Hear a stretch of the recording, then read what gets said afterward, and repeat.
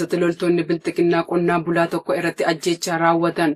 Guutuun gabaasichaa akka nutti isiniif dhiyaata. Lixa Wallaggaa aanaa Baabboo Gambeel ganda Malkaa Eebichaa jedhamu keessatti loltoonni bilxiqinnaa qonnaan bulaa tokko irratti ajjeechaa raawwachuu jiraattonni Arraanni Biyyoolessa Oromiyaa dubbise ifoomsan. Waraanni garaa fi dantaa dhuunfaa isaanii qofaaf jiraatanii fi ajaja Abiy Ahimediin hawaasa dararuuf bobbaafaman adoolessa 12/2026 qonnaan bulaa maqaan isaa obbo Asaffaa Sirriiqaa jedhamu bakka addaa Shaayii Dullachaa jedhamutti rasaasa itti roobsuun ajjeesanii gatu. Jiraattonni gandichaa Arraata Biyyoolessa Oromiyaatti himanii jiru. Akka jiraattonni Arraata Biyyoolessa Oromiyaatti himanitti qonnaan bulaan kun dhaaba siyaasaa tokko keessatti kan hin hirmaannee fi badii tokko kan hin qabne ta'uu himuun caasaa waraana bilisummaa Oromooti jedhamee loltoota sirnichaa yakkamuun haala suukanneessaa ta'een kan ajjeefame ta'uu dubbatanii jiru. Aanicha guutummaa keessatti gochoonni gara jabina harka lukkeelee bilxiqinnaan hawaasa meeshaa maleessa irratti raawwachaa kan jiru yoo ta'u, addatti immoo dargaggoonniif qonnaan bultoonni baay'ee miidhamaa kan jiran ta'uu fi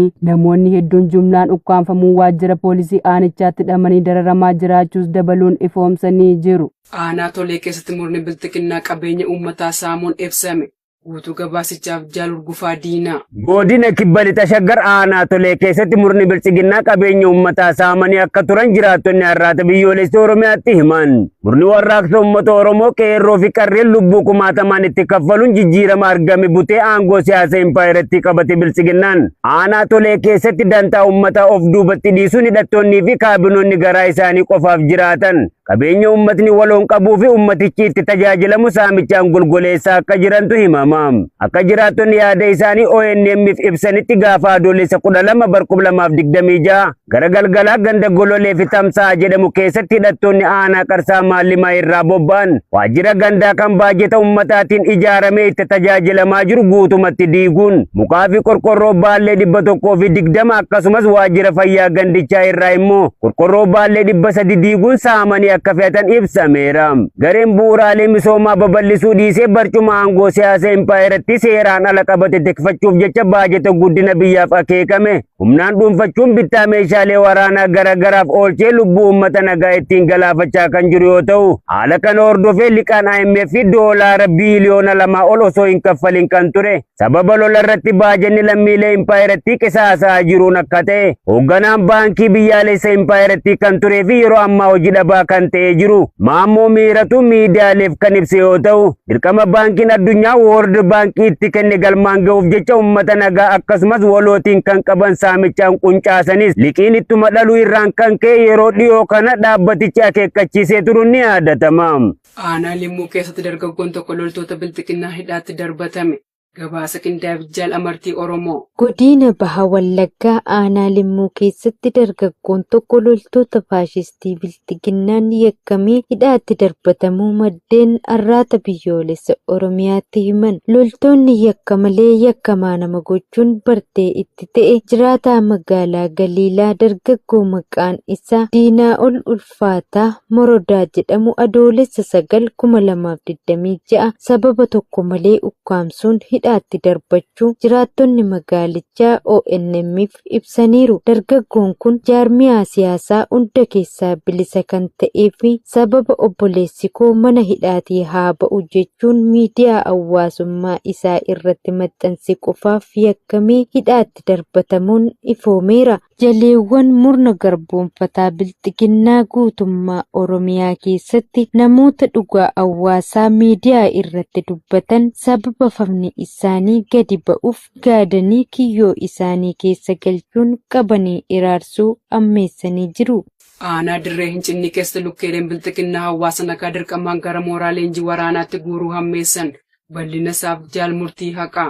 Godina Lixa Shaggar aanaa Dirree Hincinni ganda Buuyyamaa Dabballee jedhamu keessatti gaafa adoolessa 8/2026 irraa eegalee murni faashistii bilxiqinnaa dargaggootaa fi abbootii maatii jumlaan ukkaamsuun gara dirree waraanaatti bobbaasaa jiraachuu maddeen Arraata Biyyoolessa Oromiyaatti himaniiru. Haaluma kanaan namoonni ukkaanfaman hedduu yommuu ta'an kanneen ammaaf maqaan isaanii nu qaqqabe Dassee Gannaa, Maammee Geetaachoo, Tulluu Daggafaa, Kumsaa Tirfeessaa, Nugusee Fiixumaa fi Tasfaayee Haayiluu kanneen jedhaman qawwee irratti dhukaasanii bakka hojii isaaniitti humnaan ukkaamsuun hidhattanii diina biyyaa loltu jechuun gara waajjira bulchiinsa aanichaatti guuranii deemuu jiraattonni ijaan argan ONM'if ifoomsaniiru. Bilxiqinnaan sirna isaa harkatti boosatee jiguuf jedhu akka waan kufaatii irraa oolchuutti dargaggoota ilmaan lammiilee impaayiratti addatti immoo dargaggoota Oromoo abdii egeree lammii isaanii fi biyyaa ta'an dirqamaan kan inni gara waraanaatti guuraa jiru kun seera waraana idil addunyaatiin kan fudhatama hin qabne ta'uu ifatti beekameera.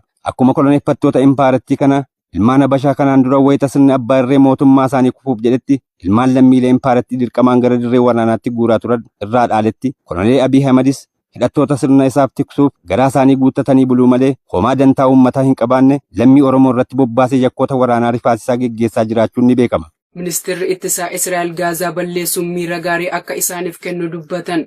Jaalarbuu dhugaa dabalata qabdi. Ministeerri ittisaa Israa'el Kaatz gaaggaamni bal'aan Gaazaa marfamte keessatti mudate miira gaarii akka isaaniif kennu ibsuun bu'aa imaammata itti yaadanii jechuun doorsisa dhabamsiisuuf kaayyeeffate ta'uu ibsaniiru. Haasawaa daawwannaa kaaba Gaazaa irratti taasisaniin kan wiixate kaleessaa chaanaalii Israa'el 14 tamsa'e irratti Kaatz akkasumas buufataalee qubsumaa waraanaan wal qabatan 3 naannoo sana keessatti hundeessuuf karoorfachuu isaanii beeksisaniiru. Gaaga'ama Gaazaa keessatti raawwatame osoo ilaaluu maaltu itti dhaga'ame jedhamee gaafatame Kaatz akkas jechuun deebiseef miira gaarii miti. Badiisni kun bu'aa imaammata itti yaadanii doorsisa balleessuuf qophaa'e ta'uu himate. Israa'el tooftaa kanaan dura yeroo dheeraaf weerara geggeessuu dhiisteetti jechuun seenaa bahuu mannaa waraanni keessa jira, shororkeessitoonni ala jiru, manneen immoo ni barbadaa'u jechuun dabalaniiru. Chaanaaliin 14 akka jedhetti yeroo daawwannaa kana keessatti mul'atan keessaa tokko yaada Kaatz kaaba Gaazaa keessatti Yihuudoota dhaabbataa hundeessuuf dhiyeessedha. Kaatz akka jedhetti Israa'el bara 2005tti naannoo kana keessaa osoo hin bahin dura iddoowwan kaaba Gaazaa keessa turan irratti buufataalee nahal 3 hundeessuuf akka yaadan dubbateera. Israa'el onkololeessa bara 2023 irraa eegalee duguuggaa sanyii naannoo uggurame kana keessatti raawwateen lammiilee Falastiinotaa 73,000 ol irra caalaan isaanii dubartootaa fi daa'imman kan ajjeeste yoo ta'u namoota 173,000 ol madeessiteetti. Qaqqaaliiwwan ilmaan Oromoo hiree fi gaachana uummata Oromoo woboo wabii sabaa isaanii dinagdeen jabeessuuf gumaacha godhan haalaan jabeessanii itti fufanii jiru. Haaluma kanaan jaarmiyaan kaayyoo jaalmoo Tufaa Galmaan Geenyaa gurmuu dambalii qaanqee bilisummaa Oromoo jalatti gurmaa'anii argaman gumaacha dinagdee bila 15 guyyaa gootota Oromoo sababeeffachuun marsaa 1ffaaf 2ffaaf qarshii impaayera Itoophiyaa miiliyoona 1,100 galii godhaniiru. Ittuma fufuun miseensonni jaarmiyaa kaayyoo jaalmoo Tufaa Galmaan Geenyaa jalatti gurmaa'anii jiran olola diinaaf osoo gurra hin ergisin hanga qabsoon bilisummaa Oromoo galma ga'utti tumsa gama dinagdeen dhaaba keenyaa baawoboof goonuu haalaan jabeessinee itti fufna jechuun ibsa ejjennoo baafachuu isaanii. Woboon zoonii Arsadee aanaa Boosat keessatti tarkaanfii diina irratti fudhachuu beeksise. Irree fi gaachanni saba Oromoo woboon zoonii Arsadee har'a adoolessa 14 galgala godina Bahaa Shaggar aanaa Boosat keessatti waraana goolessituu Bilisiginnaa magaalaa Bofaa jedhamtu irraa sakattaa woboo jechuun gara gaaraatti ol bobbaate dursee haxxeettiidhuun tarkaanfii jajjabduu irratti fudhachuu beeksiseera. Loltoota PP maqaa sakattaa woboo jedhuun toora galtee yaa'aa turte rasaasa akka bokkaa itti roobsee baarudaan macheessuun ooyiruu boqqolloo qonnaan bultoota bakkichaa keessa olii fi gadi ari'ee kaachisee gugsuun injifannoo boonsaa gonfateera. Tarkaanfii fudhatame kanaan loltoonni PP irra caalaan isaanii miila qullaa gara magaalaatti fiiguun manneen uummataa keessatti of dhoksaa turuu odeessa bakkicha irraa arganneen mirkanaa'eera. Injifannoon argamee fi guutuu gabaasa kanaa qabannee walitti deebinaa. Injifannoon uummata Oromoof.